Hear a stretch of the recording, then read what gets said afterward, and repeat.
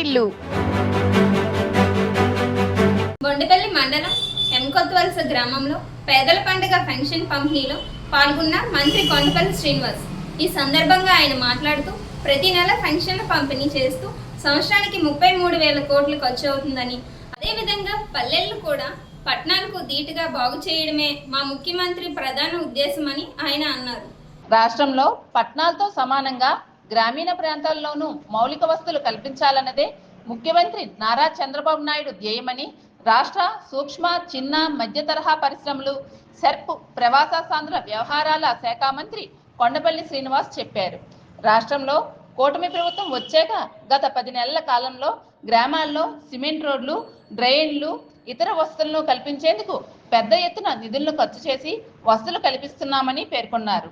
గ్రామాల్లో అభివృద్ధి పనులు కనుమరుగైన పరిస్థితుల్లో గ్రామీణ ప్రాంత ప్రజలు ప్రస్తుత అభివృద్ధి పనులు చూసి ప్రజలంతా హర్షం వ్యక్తం చేస్తున్నట్లు మంత్రి పేర్కొన్నారు.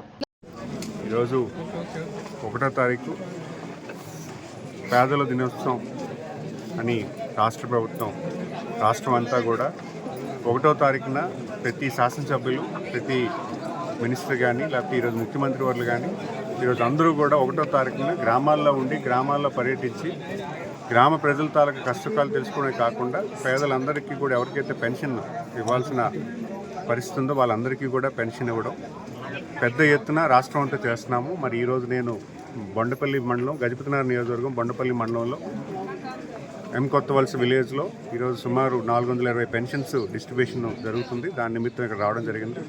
ఈరోజు మన పెన్షన్ కార్యక్రమం అనేది అంటే మన రాష్ట్రంలో ఈరోజు పెన్షన్దారులు ఎవరైతే ఉన్నారో పెద్ద ఎత్తున పెద్ద మొత్తాన్ని ఈరోజు 4,000 రూపాయలు, అలాగే వికలాంగులకు 6,000, అలాగే బెడ్ రేటానికి 15,000 రూపాయలు పెన్షన్ ఇవ్వడం, రాష్ట్ర ప్రభుత్వం తాలూకా మొదటి సిగ్నేచర్ హామీ, ఎలక్షన్ హామీ ప్రకారం ఇవ్వడం, ఈరోజు పెద్ద బడ్జెట్గా సుమారు సంవత్సరానికి 33,000 కోట్ల రూపాయలని ఈరోజు రాష్ట్ర ప్రభుత్వం పెన్షన్ నిమిత్తమే ఖర్చు పెడుతుంది.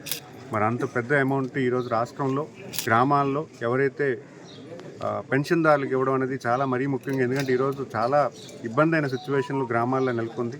మరి ఈరోజు వాళ్ళు ఓల్డేజ్ పెన్షన్ అవ్వచ్చు, వికలాంగులు అవ్వచ్చు, వీళ్ళకి సహాయం చేయడం అనేది మరీ ముఖ్యంగా చాలా అవసరమైన నిమిత్తం. కాబట్టి గౌరవ ముఖ్యమంత్రులు చేయడం మనందరం కూడా సంతోషం వ్యక్తం చేస్తున్నారు. మరి ఈరోజు గ్రామాల్లో కూడా తిరుగుతుంటే ఈరోజు ఈ గ్రామానికి సుమారు 1 కోటి రూపాయల వర్కులు ఎన్ఆర్జీఎస్ ద్వారా ఈ గ్రామానికి చేయడం జరిగింది. ఎందుకంటే చాలా రోడ్స్ వాళ్ళు ఫుల్ఫిల్ చేసుకున్నారు.